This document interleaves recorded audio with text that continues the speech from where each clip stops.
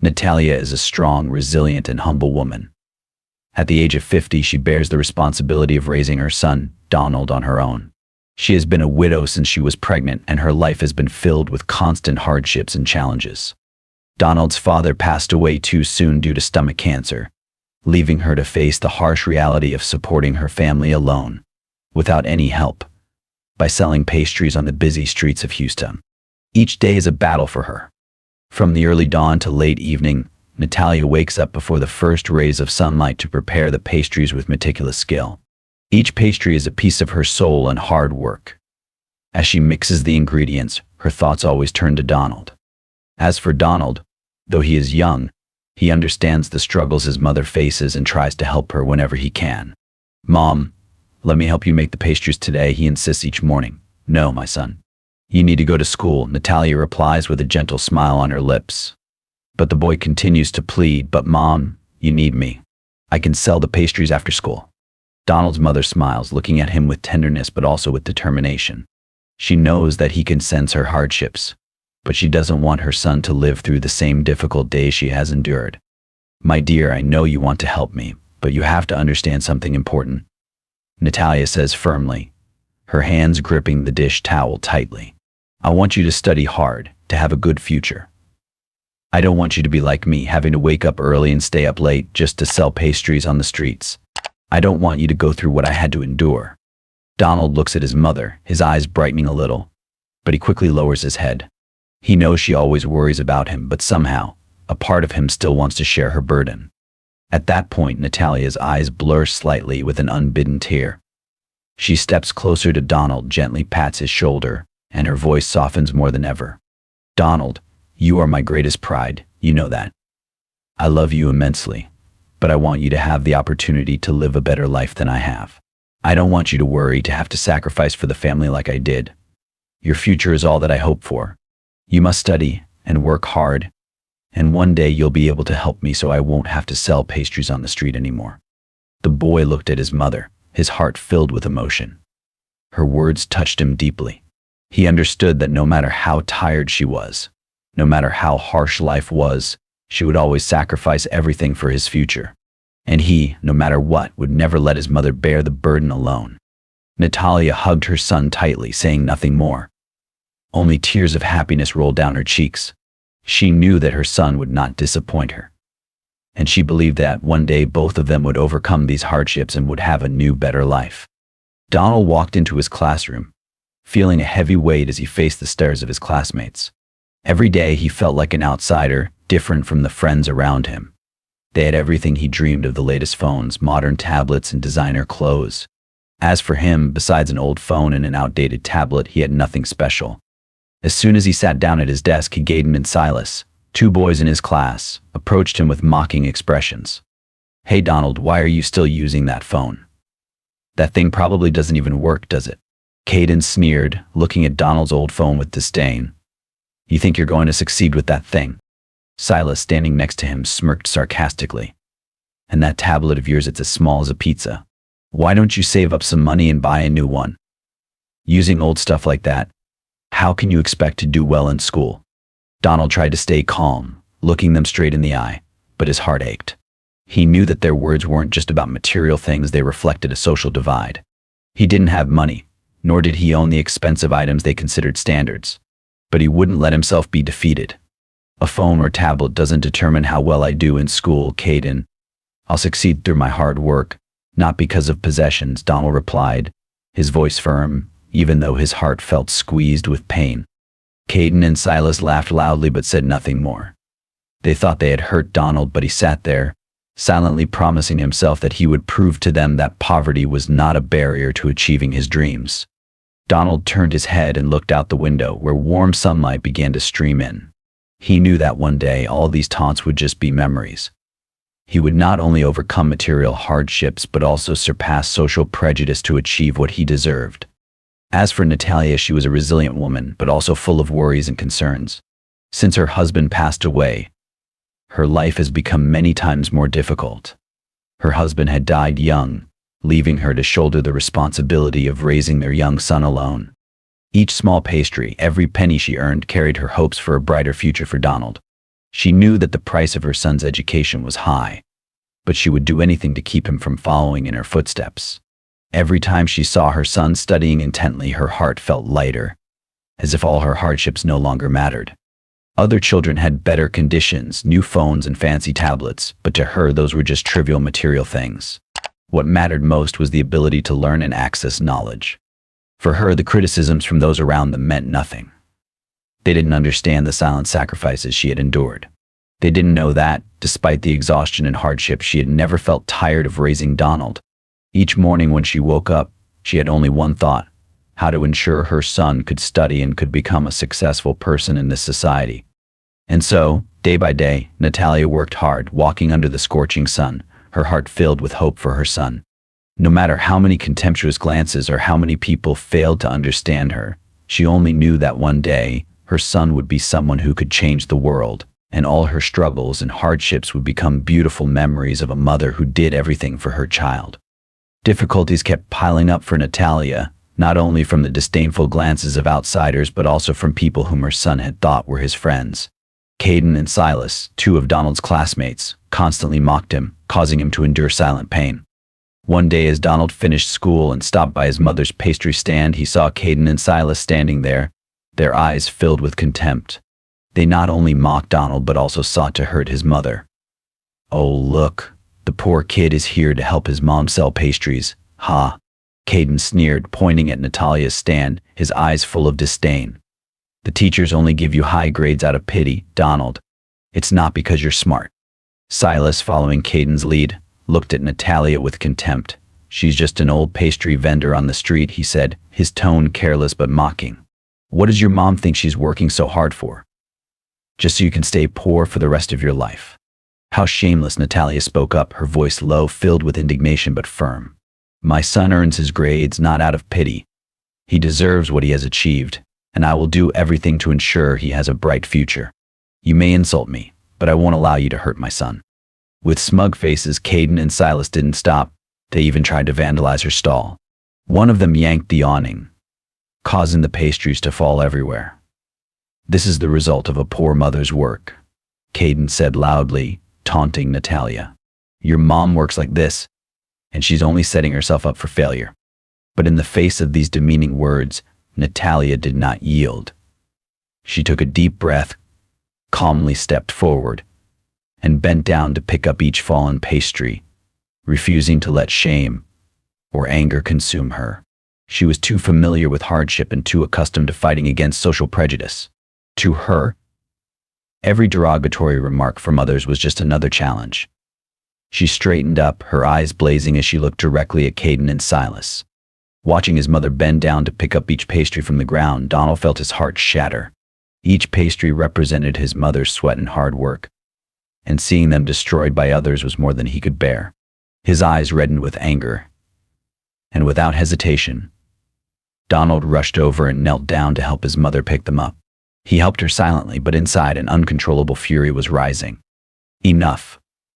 Just leave," Donald shouted, his face tense. "My mother works hard just so I can have the chance to study, to have a better future. Do you think that destroying this stall will make me feel weak? No, you're wrong." For the first time, Caden and Silas saw Donald this angry, and they stood there stunned, frightened by his intensity and strength. Without daring to say another word, they quickly turned and left, leaving Donald standing firm, defending his mother. Still resentful and angry from being confronted by Donald earlier, Caden and Silas were not willing to let it go. Determined to get revenge, they stalked him the following evening. As Donald left the library, darkness was beginning to cover the empty road. He had no idea he was being followed. Suddenly, from behind, Caden and Silas lunged forward, grabbing Donald swiftly and dragging him into a dark corner by the wall, where no one could see.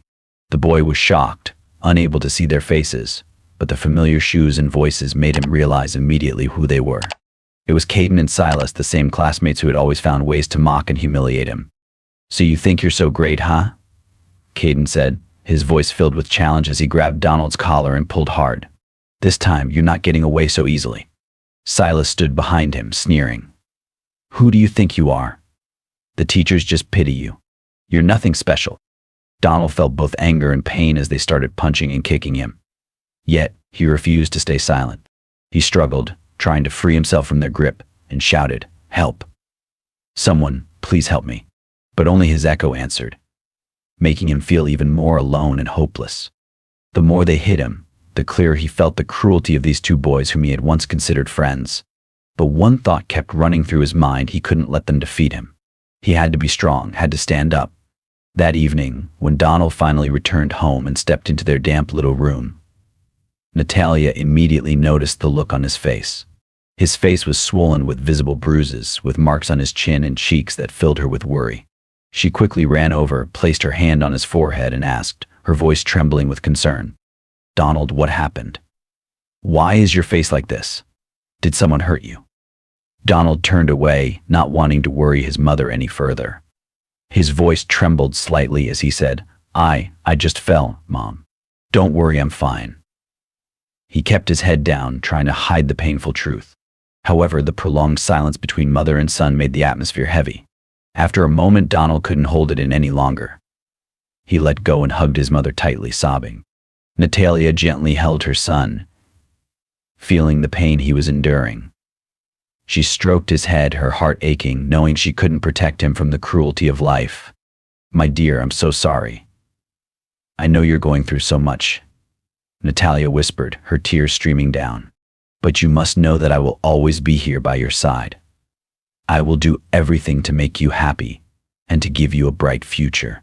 Never feel alone, my love." The mother and son held each other tightly in silence, sharing their sadness but also filled with love and determination not to give up. 2 days later was Donald's graduation day, an event he had long awaited. But with the bruises on his face still unhealed, Donald knew he would have to face the stares and whispers of others. Nevertheless, despite everything, he was determined to attend the graduation ceremony, for this was the first step on the path he and his mother had dreamed of together. Graduation day arrived, and the early morning air was filled with excitement. Donald woke up very early, his heart pounding, because he would be giving a speech in front of the whole school. This was a moment he had been waiting for a long time, and although there were still visible bruises on his face, he was determined to walk with steadfast resolve. He would not let any pain hold him back. At the same time, his mother Natalia was also preparing for this important day. She did not want to miss the moment her son would step into the spotlight. Although her long hours selling pastries left her little time for herself, today she used the money she had saved for so long to do something special. She bought a simple yet elegant dress and a pair of shoes and applied light makeup. After years of hardship, she wanted to look a little more beautiful in her son's eyes on the day he would step into a new chapter of his life. When she arrived at the school, everyone's eyes turned toward her. Despite her efforts to dress up, Natalia couldn't hide the weariness on her face, and no one could fail to recognize her as Donald's mother, the student who stood out with bruises on his face. Nevertheless, she wore a proud smile as she saw her son standing on the stage, his eyes bright and full of determination. Donald stepped onto the stage with thousands of eyes watching him. He took the microphone, his heart filled with emotion. After greeting and thanking the teachers, friends, and parents, he spoke in a determined voice. "Today I stand here not only to receive my graduation certificate, but also to speak a truth that many of us have stayed silent about for far too long. The bruises on my face and the scars on my body are the result of the beatings I endured from those I once considered friends. Caden and Silas, you hit me, you hurt me, but today I stand here, strong, not to seek revenge, but to ask for one thing: justice. I don't want anyone to live in fear as I once did." The auditorium fell silent, with all eyes turning toward Caden and Silas, standing at the back of the hall, unable to hide their shock. Donald's words were like a splash of cold water, forcing them to confront the responsibility they could no longer deny or evade.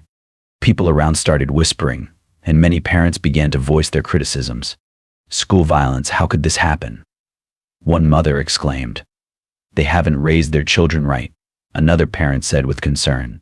The murmurs continued, and angry, disappointed gazes began to focus on Caden, Silas, and their families. Caden and Silas, though silent, felt shame and fear deep inside. They had never thought their violent actions would be exposed, forcing them to face the condemnation of their own community. But now, it was too late for them to hide. Both boys lowered their heads, unable to meet the eyes of those around them. A month after the graduation event, Donald decided not to let the incident pass without justice. Although he had endured much pain and hurt, he was no longer the shy teenager who silently endured everything. He decided to press charges against Caden and Silas, who had beaten and bullied him for so long. With the support and encouragement of his mother, Natalia, Donald sought out a lawyer to prepare a lawsuit. Although he knew this journey would not be easy and would bring many challenges, he did not want anyone else, especially other students, to suffer the same violence he had endured.